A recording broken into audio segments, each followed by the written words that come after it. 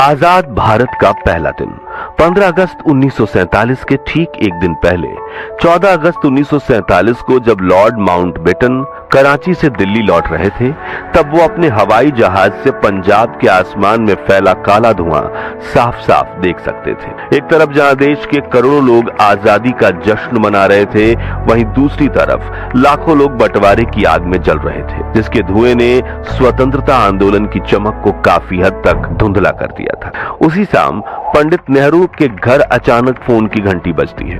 Phone उठाते ही उनके चेहरे का रंग फीका पड़ जाता है, गला सूख जाता है और आंखें आंसुओं से भर जाती हैं। खबर थी कि पाकिस्तान के प्रशासन ने लाहौर में हिंदुओं और सिख इलाकों का पानी काट दिया है। जो औरतों और बच्चे पानी की तलाश में बाहर आ रहे हैं, उन्हें चुन चुन कर मारा जा रहा है और लोग तलवारें लिए रेलवे स्टेशन पर घूम रहे हैं ताकि वहां से भागने वाले सिखों और हिंदुओं को मारा जा सके।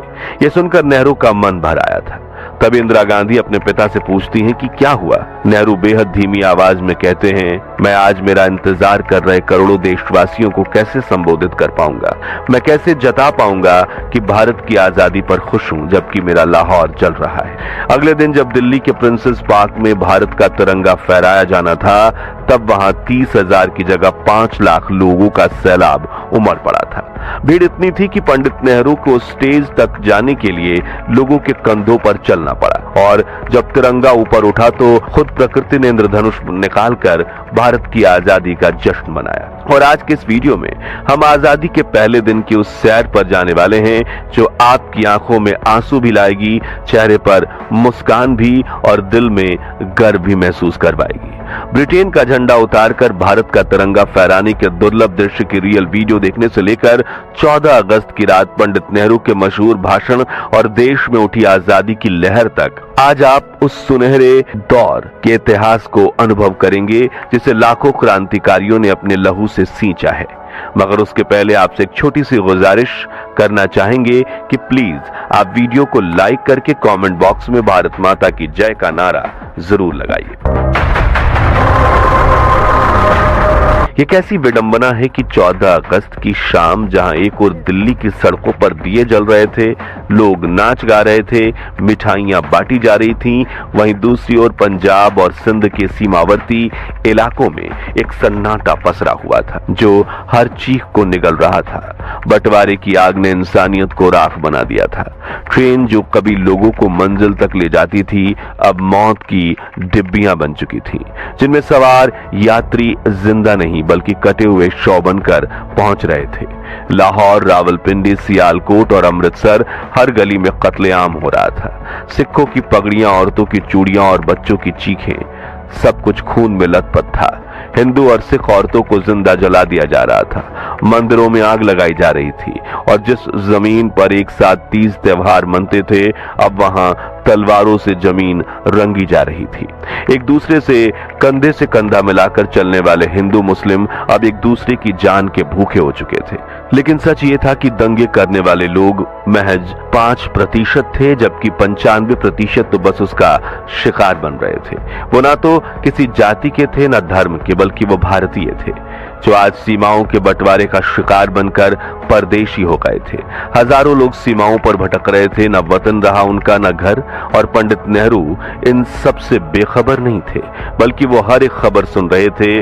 जैसे जैसे रात गहराती गई, वैसे वैसे उनके चेहरे पर चिंता की लकीरें और गहराती चली गई कि आजादी उन्हें उस रूप में नहीं मिल रही थी जिसका सपना उन्होंने और उनके साथियों ने देखा था। इधर इंदिरा गांधी अपने पिता को दिलासा देने की कोशिश में लगी थी, क्योंकि अगर पंडित नेहरू टूट जाते तो पूरा देश ही बिखर जाता। ऐसे में जैसे तैसे करके उन्होंने खुद को संभाला और अपना सबसे ऐतिहासिक भाषण लिखना शुरू किया, जिसको उन्होंने नाम दिया डेट विथ डेस्टिनी। लेकिन उनके सचिव M.O. मथाई ने उनसे कहा, डेट शब्द इस मौके के लिए सही शब्द नहीं है, क्योंकि अमेरिका में इसका मतलब महिलाओं या लड़कियों के साथ घूमने के लिए किया जाता है। तभी नेहरू ने डेट शब्द काट कर वहां लिखा ट्रिस्ट विथ डेस्टिनी, यानी नियति के साथ मुलाकात। 14 अगस्त की रात 11 बजे संसद भवन के सेंट्रल हॉल में स्वतंत्रता दिवस समारोह आयोजित किया गया, जिसकी शुरुआत की सुचेता कृपलानी ने, जो 60 के दशक में उत्तर प्रदेश की पहली महिला मुख्यमंत्री बनी। उन्होंने सबसे पहले अल्लामा इकबाल का गीत सारे जहां से अच्छा और फिर बंकिम चंद्र चटर्जी का वंदे मातरम गाया, जो बाद में भारत का राष्ट्रगीत बना।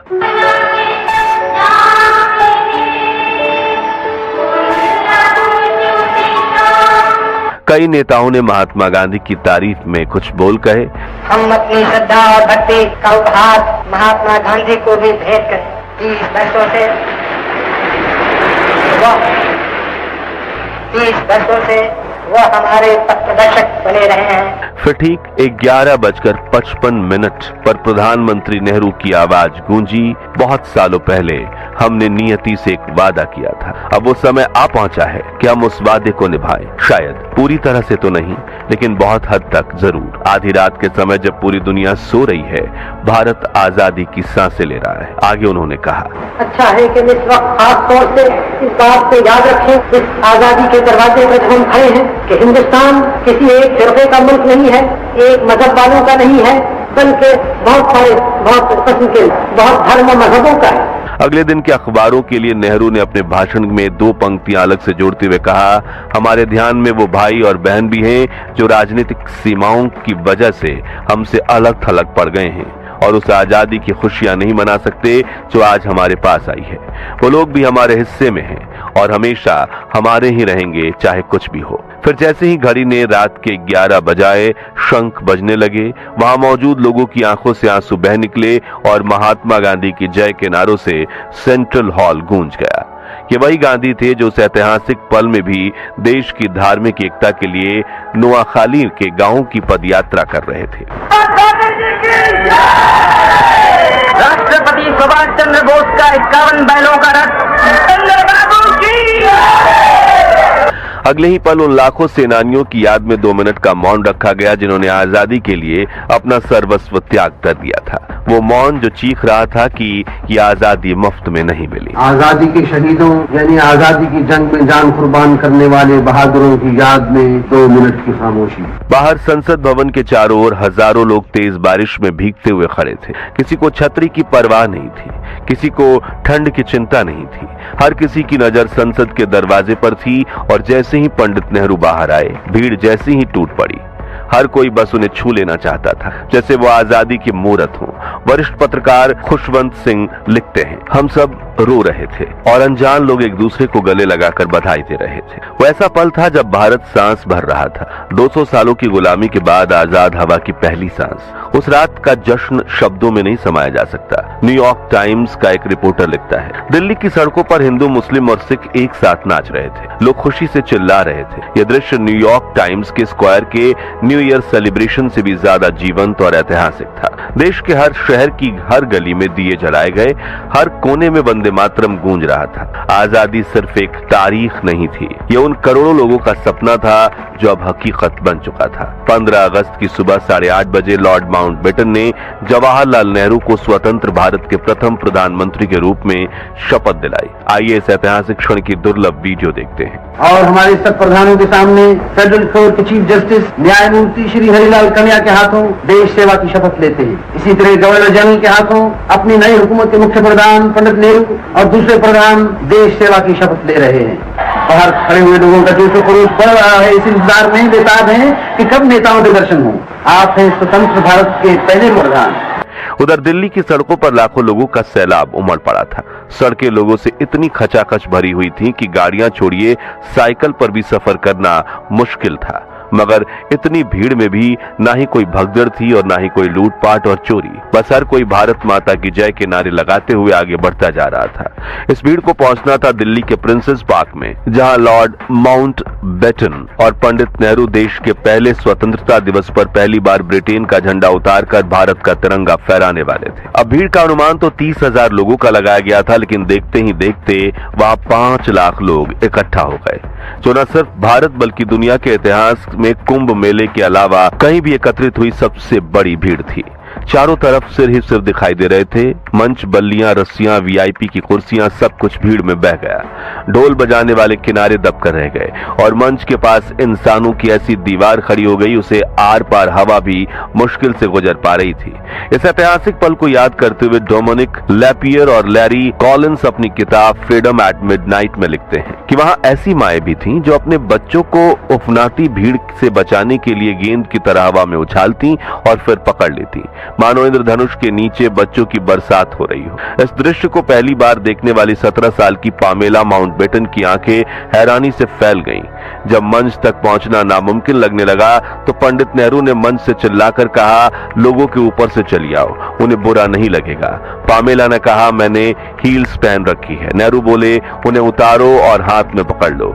और पामेला सच में अपने सैंडल हाथ में लेकर भीड़ के सिरों पर चलती हुई मंच तक पहुंची। इस ऐतिहासिक पल की शोभा तब और बढ़ गई जब नेहरू भी उन्हीं के रास्ते मंच पर पहुंचे। तब माउंटबेटन की बग्घी भीड़ में ऐसी फंसी कि वो हिल भी न सकी। फिर उन्होंने चिल्लाकर नेहरू से कहा, लेट्स होस्ट द फ्लैग। वही हुआ। पहली बार पंडित नेहरू ने भारत की धरती पर भारत के लोगों के बीच अपने हाथों से अपने देश का तिरंगा फहराया। तोपों की सलामी दी गई और माउंटबेटन ने अपनी बग्घी पर खड़े खड़े तिरंगे को सलूट किया। इस दौरान जैसे आसमान ने भी अपने भाव प्रकट किए। तिरंगे के ठीक पीछे एक शानदार इंद्रधनुष उभर आया। लोगों ने आसमान की तरफ उंगली उठाकर कहा, देखो भगवान भी भारत की आजादी का स्वागत कर रहे हैं। उस क्षण ऐसा लगा जैसे पूरा ब्रह्मांड भारत की इस नई सुबह पर मुस्कुरा रहा हो। लॉर्ड माउंटबेटन, जिनके नाम से एक समय भारत थर्राया करता था, आज उसी भारत की जनता माउंटबेटन जय के नारे लगा रही थी। ऐसा सम्मान किसी अंग्रेज को 200 सालों में कभी नहीं मिला था। उनकी आंखें भर आई थी। शायद उन्होंने भी महसूस किया कि ये सिर्फ तिरंगे का नहीं बल्कि करोड़ों भारतीयों की आत्मा के पुनर्जन्म का दिन था। तो दोस्तों, अगर आप भी देश को आजादी दिलवाने वाले स्वतंत्रता सेनानियों पर गर्व करते हैं तो उनके सम्मान में कमेंट बॉक्स में जय हिंद जय भारत जरूर लिखें। ये वीडियो अच्छी लगी हो तो इसे लाइक और शेयर करके 21,000 लाइक्स के लक्ष्य को हासिल करने में हमारी मदद कीजिए और हमारे महान भारत के इतिहास से जुड़े ऐसे ही दुर्लभ वीडियोस के लिए इस चैनल को सब्सक्राइब करके पास वाली घंटी जरूर बजा दीजिए। जय हिंद जय भारत।